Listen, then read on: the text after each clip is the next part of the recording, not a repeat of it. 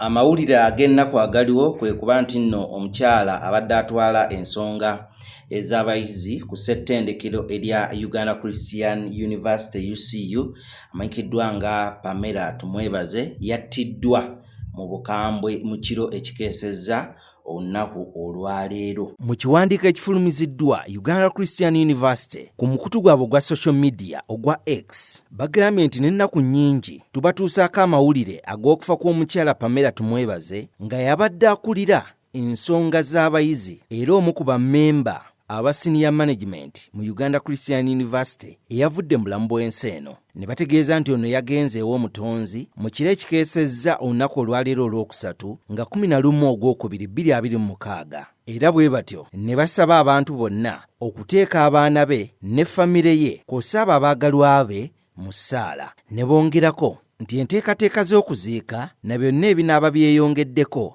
bajja kubitutegeeza. Okusinziira ku mawulire agava sayidi eyo galaga nti nno omukyalo ono yayingiriddwa abazigu ku ssaawa 9 ez'ekiro ne bamujja mu bulamu bw'ensi eno. Ekyewuunyisa, Pamela Tumwebaze yalumbiddwa mu maka ge agasangibwa ku kyalo Gwafu mu division ey'Eggoma mu disitulikiti y'e Mukono. Okusinziira kwa amyuka omwogezi wa poliisi owa Kampala n'emiriraano Luke Owoyesigire yakakasizza okulumbibwa n'okuttibwa okw'omukyalo ono okwakoleddwa abatamanya ŋŋamba. Era leero we ziweredde essaawa 6 ez'omu ttuntu nga poliisi esazeeko amaka g'omukyalo ono era ne bateekawo buteepu obutakkiriza muntu kumala gasaalimbira mu maka ago, anti okunoonyereza kugenda mu maaso okwekenneenya oba wayinza okubeerawo obujulizi bwonna obuyinza okubatwala ku baani abaatemudde omukyalo ono. Omwogezi wa poliisi eya Kampala n'emiriraano Rachel Kawala agamba nti abakola ku kunoonyereza mu musango guno bali mu kwekenneenya balabe abatemu bano baayiseewa, kubanga we banoonyereza ekifo ekyo tebalabawo nti nno balina we baamenya okuyingira. Okufa kw'omukyalo ono kukubye bangi encukwe naddala abasomi, kubanga baasembye kumulaba eggulu emisana bwe yabadde asomesa n'okubuulira mu lukuŋŋaana olw'ennaku 2 mu wiiki olwateekeddwa wali ku Anglican Church of Uganda mu munisipaali y'e Mukono. Olukuŋŋaana luno olw'essaawa ennamba lutera okubeerawo buli Lwakubiri n'Olwokuna era nga lwagendereddwamu okuteekateeka abayizi mu biseera bino eby'amazuukira bye tunaatera okuyingira. Okuyigiriza kw'omukyalo ono Tumwebaze abayizi kwe batera okunyumirwa ennyo bagamba nti amazima ensomesa ye babadde baginyumirwa era nga bakiyita the coolest dosa, era nga kwabadde kutambulira ku mulamwa ogugamba nti omugaso gwo mu kuzimba enkolagana eyannamaddala. You understand? Guilty, just like me, just like you. He was guilty, but he adopted a repentant lifestyle, and that's what I encourage you to take on, because there, the identity of holy will actually be your identity. That God will forget your sins and he will say that my daughter Pamela did only what was perfect in my eyes. Don't you want to hear that about yourself? Yes. So we need to take up that position of repenting. And for you to repent and actually merit forgiveness from God, you have to be what? Forgiving. You understand? Because you want your sins to be forgiven, the same way you do what?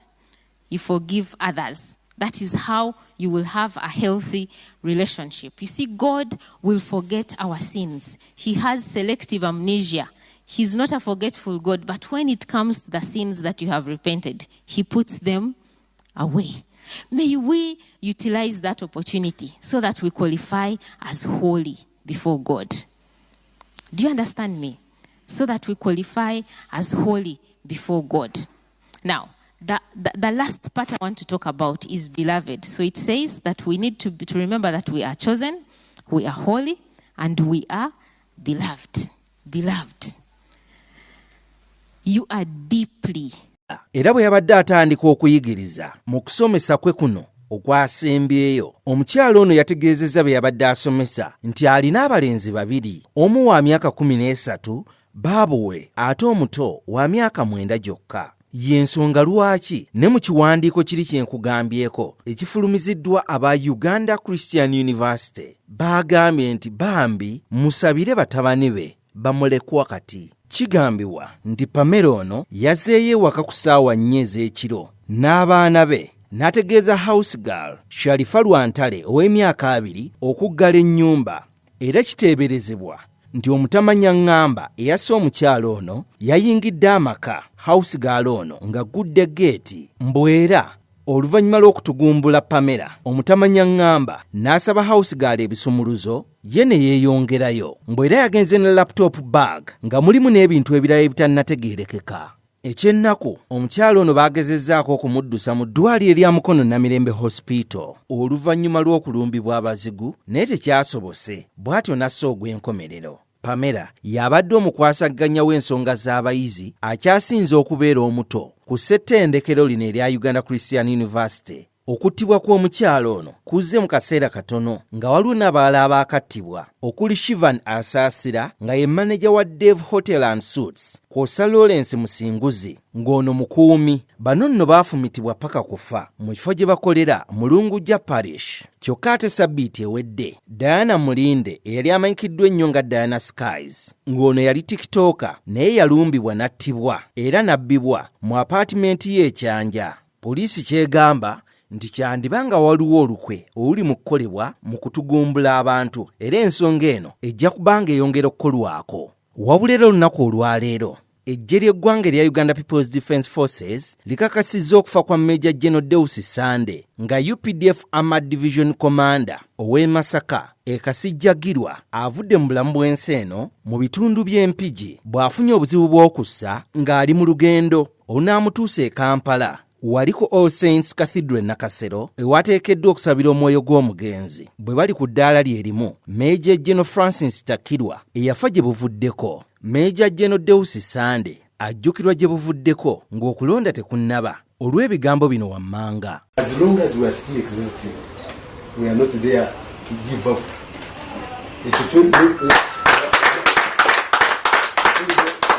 Eno kabada abagamba nti timukyogera kino ne bwe mukyogera. We are not ready to give out to people, to I mean ideologically bankrupt people ntino tugenda kuba obuyinza okuwayo abannayuganda ate kwonoona kiri kyetukoze netumala agakisuura. We are not ready. Asekeredde n'abalowooza nti bali mu nteekateeka kuwaayo buyinza. Bategekera, we are planning a handover for you. Do you think we are planning a handover? No, we are not planning a handover. We are planning, actually we are consolidating. Sanda asabye bannamawulire n'abavubuka mu ggwanga okutwaliza awamu okukimanya nti okutuuka wano Uganda evudde wala.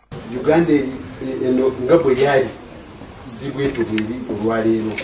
It is up to you to decide to make Uganda become kiri kumwe okusalawo. Alabudde ne ku mbeera yonna esobola okutuusa Uganda mu mivuyo ng'egiri e Somalia. Nemukola Uganda ebeerenga Somalia gyemba buli kiiko. Olwaleero Somalia eri mu kustragolinga. Erinnya yalisangulawo pye. Ono bino kubyogera abadde ku nsisinkano eyategekeddwa Jole Lwakanyengere ng'ono yakulira bannakiwa ba NRM mu kibuga Masaka. Nti tufiiriddwa abaserukale bakulu babiri ba generals, naye waliwo abannayuganda abasanyuse nti abaserukale bafudde. Naye bagamba ezo si mpisa z'abannayuganda, si mpisa nungi okusanyuka nti omuntu afudde, kubanga ffenna tujja kufa. Naye abo abeesiima nti omuserukale afudde, abo just abo basitaani, kubanga si mpisa z'abannayuganda nti omuntu bw'aba afudde nti osanyuka. Nedda ekyo tukivumirira. Empisa n'enkola y'amagye n'ab'ebyokwerinda.